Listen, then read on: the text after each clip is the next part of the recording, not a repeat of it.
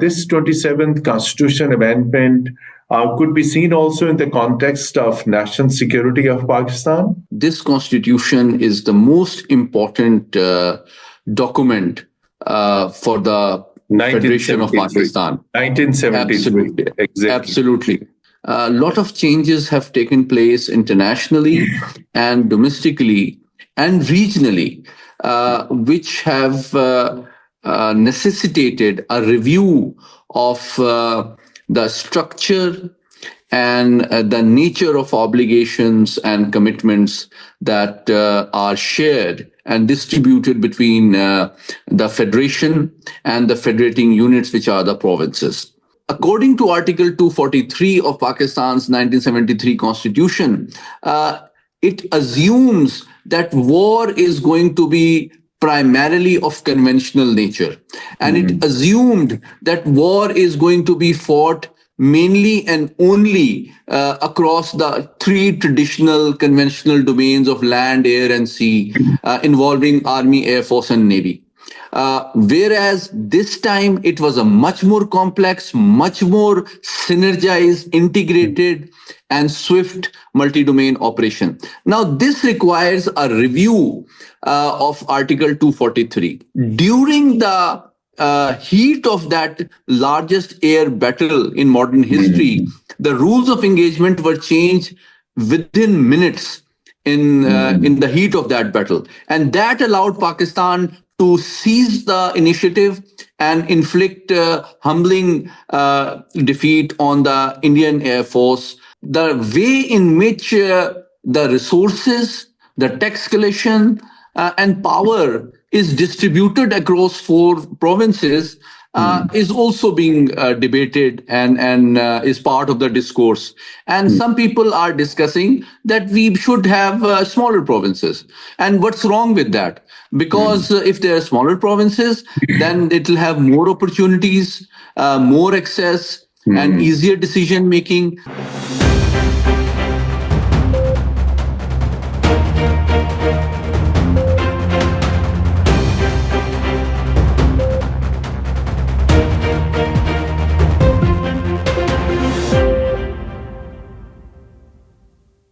Bismillahirrahmanirrahim. Hello and welcome to program Insight in V News English. Dear viewers, most important topic in Pakistan is 27th Constitutional Amendment.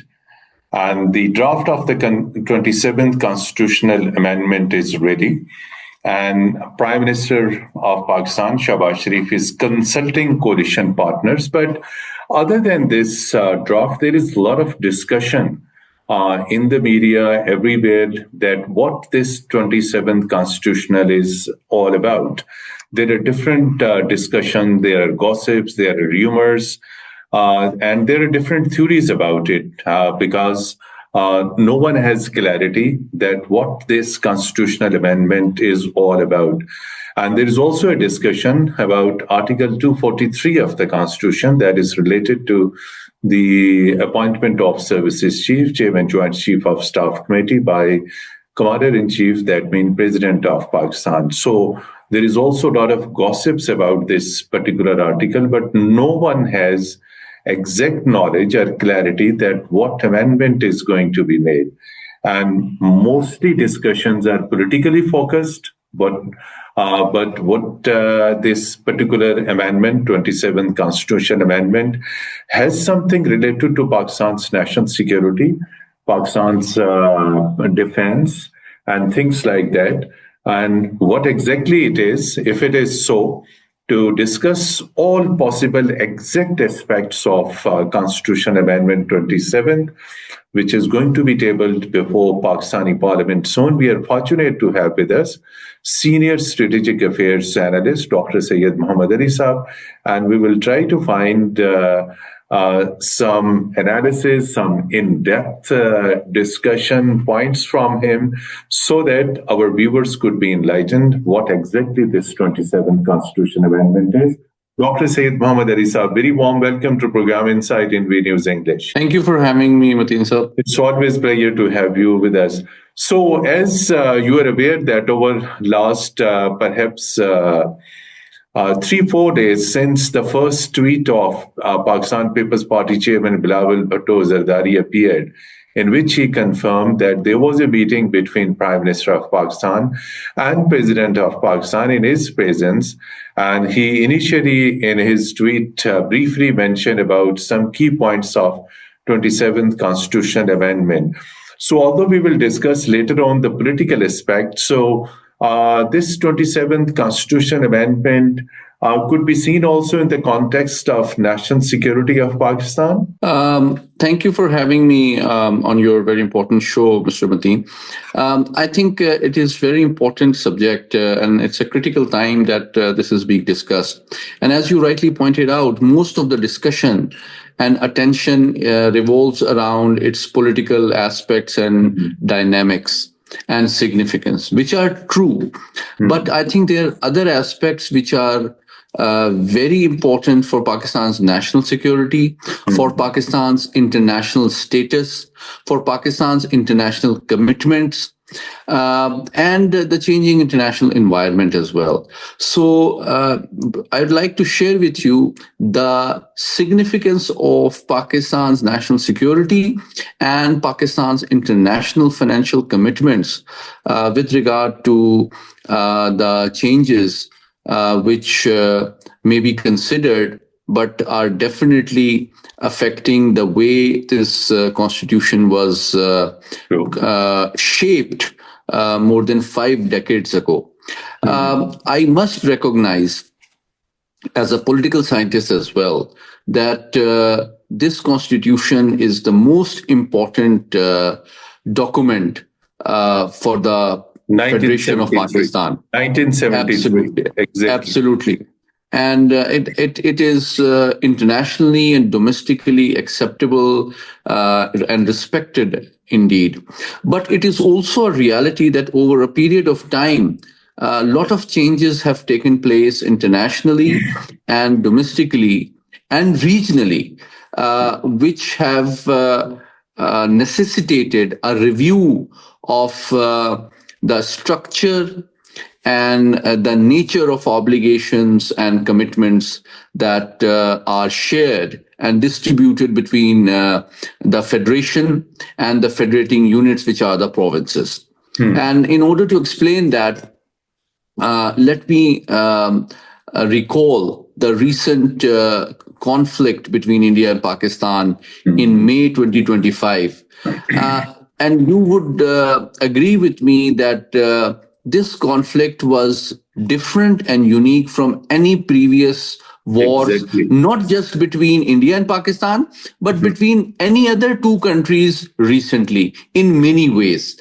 And let me explain it, the character of war in which this conflict unfolded, spread across 3 days, was different from any other conflict in the world. Why and how? Because this was not just a conventional war fought by Army, Air Force, and Navy alone. This conflict was perhaps the first international conflict involving a very comprehensive, very well coordinated, and very swift and intense use of several elements of national power by Pakistan across different domains. So Pakistan strategized and conceptualized warfare in a novel and new manner, which is called multi-domain operations. Now, when we talk about multi-domain operations, this means that this war was no longer restricted to land, air, and sea domains alone. It also involved new and emerging dimensions of modern warfare, which includes space warfare, which includes cyber warfare, which includes electronic warfare, which includes other aspects, including diplomacy, information warfare, and drone warfare. True. So and that is why, despite limited time and limited resources, Pakistan was able to comprehensively humble India across all these domains because they were shocked by the intensity, the speed, and the synergy through which all these elements of national power and different multi domain operations were mastered and employed by Pakistan. Now, what is its relevance and significance for our constitution is very important because according to Article 243 of Pakistan's 1973 constitution, it assumes that war is going to be primarily of conventional nature. And it assumed that war is going to be fought mainly and only across the three traditional conventional domains of land, air, and sea, involving army, air force, and navy. Whereas this time it was a much more complex, much more synergized, integrated, and swift multi domain operation. Now, this requires a review of Article 243. Why? Because the command and control system, the manner in which strategic decision making process takes place, does not allow the luxury to any country, particularly to Pakistan, with a small geography and very well armed, well resourced, and large scale armed forces of our eastern neighbor. To have a slow decision making process involving separate decisions by different forces anymore. We require a centralized command control system which allows information and intelligence to be integrated across all domains very completely, very comprehensively, very accurately, and very timely for the decision making to be taken place in order to prioritize the targets, the rules of engagement, the distribution of force. I'll give you just one example, Mateen Saab. You would recall on the night of 10th May, when India sent more than 70 fighter aircrafts with hostile intent against Pakistan. Initially, Pakistan obviously had, like any other responsible country, a defensive posture. But during the heat of that largest air battle in modern history, the rules of engagement were changed within minutes in the heat of that battle, and that allowed Pakistan to seize the initiative and inflict humbling defeat on the Indian Air Force by changing rules of engagement within minutes and allowing Pakistani interceptors to change their posture from defensive to offensive and shooting down 7 Indian aircraft inside Indian territory. Now, this is a classic example that similar swiftness and change of decision making may be required in other domains as well, which may involve information domain, electronic warfare, legal aspects, diplomacy, and other aspects as well, which were no longer, which were not considered as relevant to conventional warfare when 1973 constitution was involved. So the need is there that the modern warfare requires quick, swift decision making based on accurate and comprehensive multi-domain intelligence and information, and a very comprehensive C4I2SR architecture, which is based on command, control, communication, computing, intelligence, information, surveillance, and reconnaissance systems. Now, this architecture is not compatible with the 1973 Article 243's expectations. So therefore, there's a need for Parliament to review it, to debate it, and shape the decision-making system and command structure in a manner which accounts for the rising threat, a swifter threat, and options that Pakistan will have to consider if Pakistan expects to protect its territorial integrity and sovereignty across all domains. That is the national security aspect. And another very important aspect, which is a major national security challenge, is the fact that Pakistan's international economic and financial obligations have grown immensely over time in the last 5 decades. So, Now, the problem for the Federation, Mateen Saab, is yes. that on one hand, the resources are lying mostly with the federating units, which are the provinces. The Mm, income is generated and the resources are managed and developed by the provinces.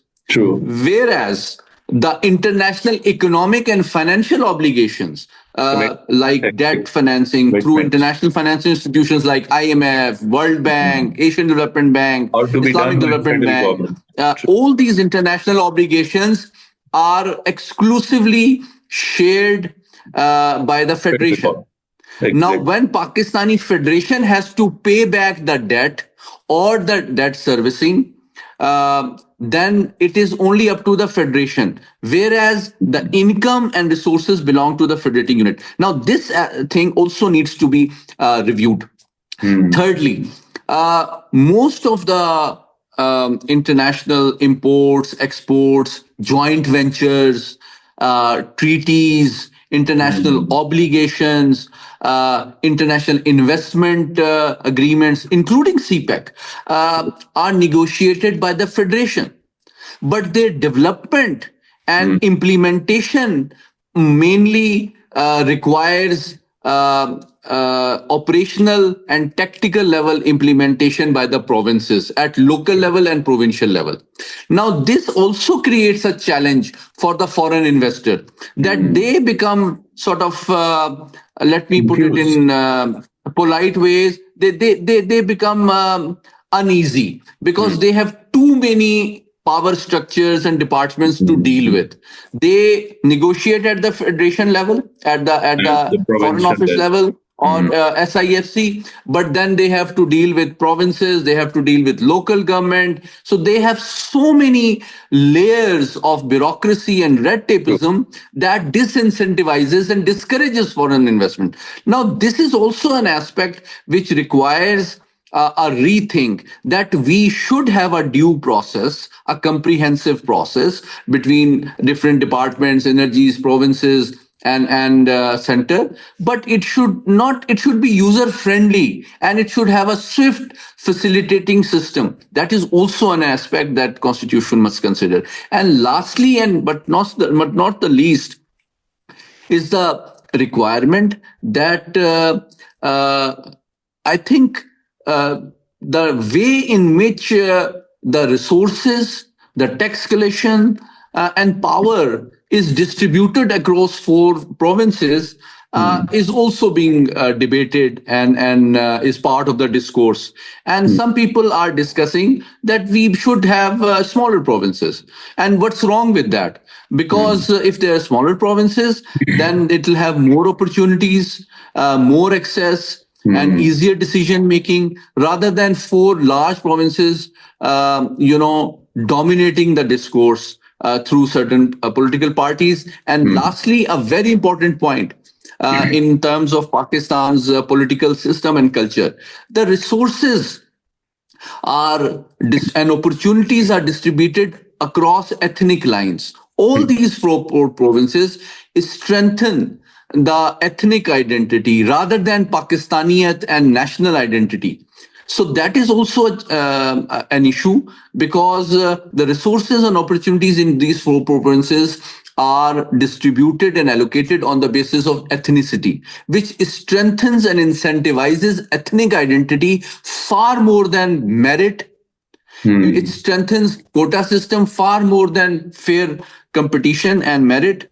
And it also makes the national Mm. integration, national harmony, and consensus building across nation building lines a bit more challenging. So these are the few factors which I wanted to share with you, Mateen Saab. I Mm. think are which are being discussed and considered and require a rethink of the constitution, not in a critical manner, but in a fair, frank, Mm. candid, and transparent manner to generate an informed debate so that the current environment, current challenges are considered and our constitution, which is a man-made, public, popular document, is improved to meet the changes and challenges which are emerging both domestically, regionally, and globally. Thank you so much indeed, Dr. Syed Mohammed Ali Saab. Despite your very, very busy schedule and heavy commitments,